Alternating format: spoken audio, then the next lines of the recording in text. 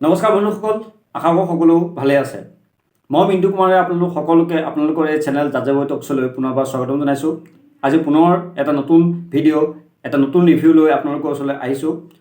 আজি মই যিখন ৱেব ছিৰিজৰ ওপৰত ৰিভিউ কৰিব যাম সেইখন হৈছে মুম্বাই ডায়েৰিজ 26/11। 2008 চনত মুম্বাইত যিটো টেৰৰিষ্ট এটেক হৈছিলে বিভিন্ন জেগাত, সেই ঘটনাটোৰ ওপৰত বেছ কৰি এই ৱেব ছিৰিজখন নিৰ্মাণ কৰা হৈছে আৰু এই ৱেব ছিৰিজখন এমাজন প্ৰাইমত কিছুদিন আগতে মুক্তি লাভ কৰিছে। তেতিয়াহ'লে পলম নকৰোঁ, আহক ৱেব ছিৰিজখনৰ ওপৰত অকণমান ডিছকাছ কৰিব ট্ৰাই কৰোঁ। ৰিভিউ বুলি ক'ব পাৰে, অকণমান ডিছকাশ্যন বুলিও ক'ব পাৰে। এইখন চাই মোৰ কেনেকুৱা লাগিলে তাৰ ওপৰত অলপ আলোচনা কৰিবলৈ চেষ্টা কৰিম। আহক তেতিয়াহ'লে ভিডিঅ'টো আৰম্ভ কৰোঁ।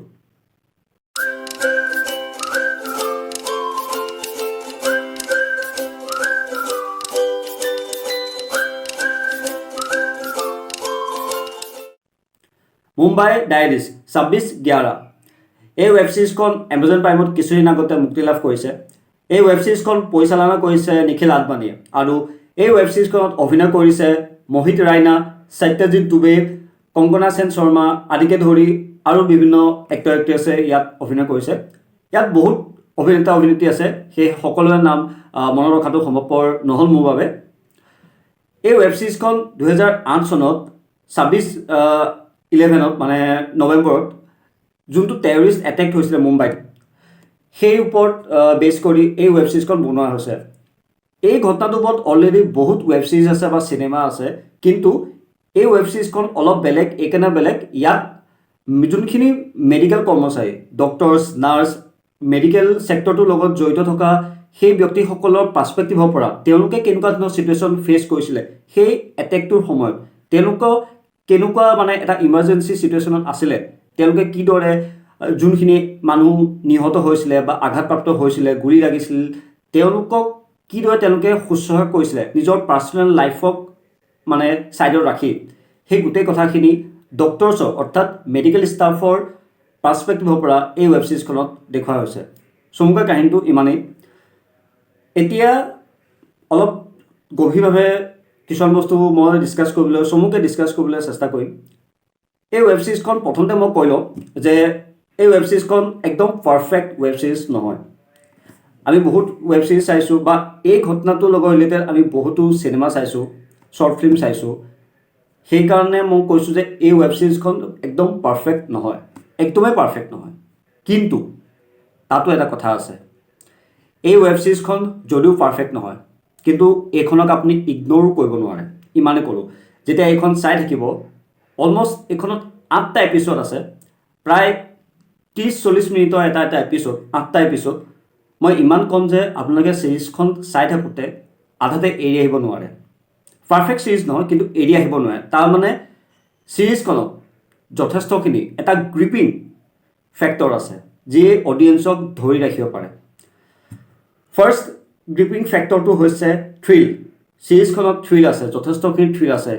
যিটো সময়ত আপোনাৰ সেই ইনচিডেণ্টবোৰ হৈছিলে, আঘাতপ্ৰাপ্ত মানুহখিনি যেনেকৈ আহিছিলে, হস্পিটেলত যেনেকৈ টেৰৰিষ্টখিনিয়ে এটেক কৰিছিলে, যিখিনি মানুহ দুৰ্ঘটনাত আঘাত হৈছিলে, নিহত হৈছিলে, সেই গোটেই ছিটুৱেশ্যনখিনি, সেই গোটেই দৃশ্যখিনি চাই আপোনালোকে থ্ৰিল পাবই। কি হ'ব নেক্সট, কি হ'ব নেক্সট, কি হ'ব, সেই এটা এনভাইৰনমেণ্ট এই ছিৰিজখনত পৰিচালকে সৃষ্টি কৰিছে।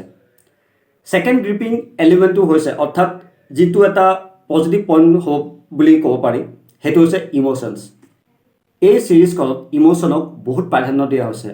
আৰু ইম'শ্যন মানে এনেকুৱা নহয় যে জাষ্ট ভৰাব লাগে কাৰণে ভৰাই দিছে ইম'শ্যন, সেইটো নহয়। বোলে অডিয়েঞ্চক মেনিপুলেট কৰিবৰ কাৰণে এনেই ইম'শ্যন এসোপা ভৰাই দি অডিয়েঞ্চক মেনিপুলেট কৰিব বিচাৰিছে, মোৰ তেনেকুৱা নালাগিল। হয়তো বেলেগৰ লাগিব পাৰে, মোৰ কিন্তু তেনেকুৱা নালাগিল। ইম'শ্যনছক, আৱেগখিনিক একদম বেলেঞ্চত ৰাখি আৰু উইথ কেৰেক্টাৰ ডেভেলপমেণ্ট ইয়াত পৰিচালকে উপস্থাপন কৰিছে, আৰু এই বস্তু দেখি মোৰ খুব ভাল লাগিলে। ছিৰিজখনত কেৰেক্টাৰ ডেভেলপমেণ্টৰ ওপৰত যথেষ্টখিনি গুৰুত্ব দিয়া হৈছে, আৰু বহুত কেৰেক্টাৰ্ছ আছে। সকলো কেৰেক্টাৰ্ছৰ এটা বেকগ্ৰাউণ্ড আছে, এটা ফ্লেশ্ববেক আছে।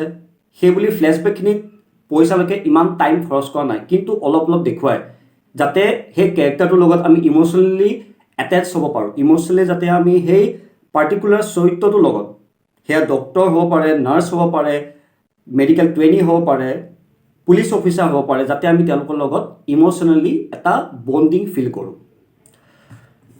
নেক্সট এটা গুৰুত্বপূৰ্ণ দিশ এই ছিৰিজখনত মই যিটো পালোঁ সেইটো হৈছে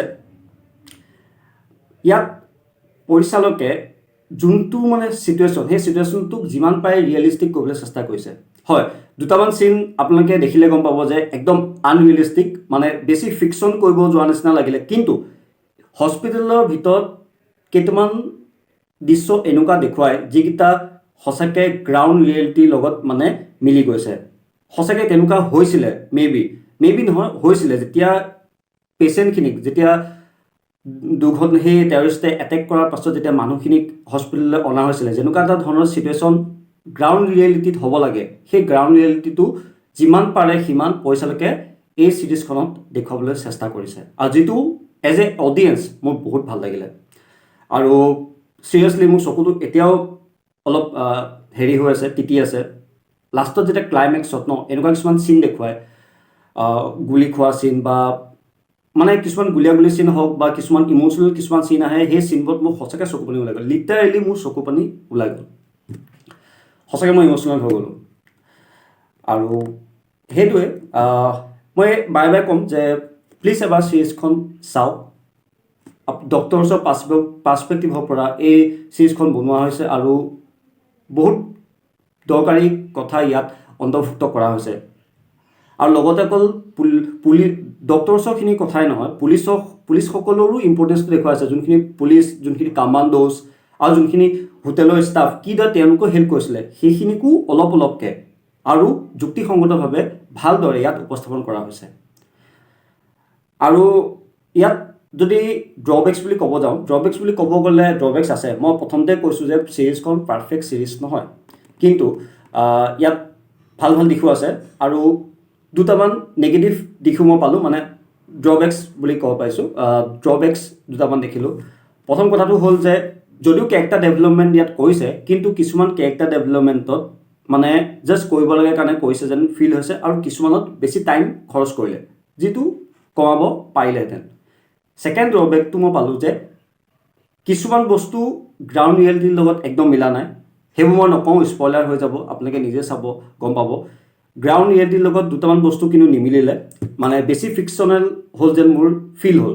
ঠিক আছে, অকণমান ফিকশ্যনেল লিবাৰ্টি লৈছে, একো নাই। যদিও সেই ফিকশ্যনেল লিবাৰ্টিখিনিয়ে গোটেই অভাৰঅল ষ্টৰিটোত ইমান বেয়া ইম্পেক্ট পেলাইছে বুলি মই নাভাবোঁ, তথাপিও দুটামান কিন্তু ড্ৰবেক্স আছে। এয়াই আছিল এই ৱেব ছিৰিজখনৰ ওপৰত এটা সৰু ৰিভিউ। ভিডিঅ'টো হয়তো দীঘল হ'ব পাৰে, কিন্তু মই যিমান পাৰোঁ অকণমান চমুকৈ গোটেই কথাখিনি ইয়াত সোমাবলৈ চেষ্টা কৰিছোঁ। আৰু চাব পাৰে ছিৰিজখন, এমাজন প্ৰাইমত এভেইলেবল আছে, আৰু সঁচাকৈ আপোনালোকে ইম'চনেল হৈ যাব। খুব ভালদৰে ছিৰিজখন ইয়াত বনাবলৈ চেষ্টা কৰিছে। Not a perfect series, but it's a good decent watchable series. ইয়াকে কৈ মই ভিডিঅ'টো সামৰি মাৰিছোঁ। যদি ভিডিঅ'টো চাই ভাল পাইছে, প্লিজ ভিডিঅ'টো লাইক, শ্বেয়াৰ, কমেণ্ট কৰিব, আৰু চেনেলটো পাৰিলে ছাবস্ক্ৰাইব কৰি দিব। ধন্যবাদ।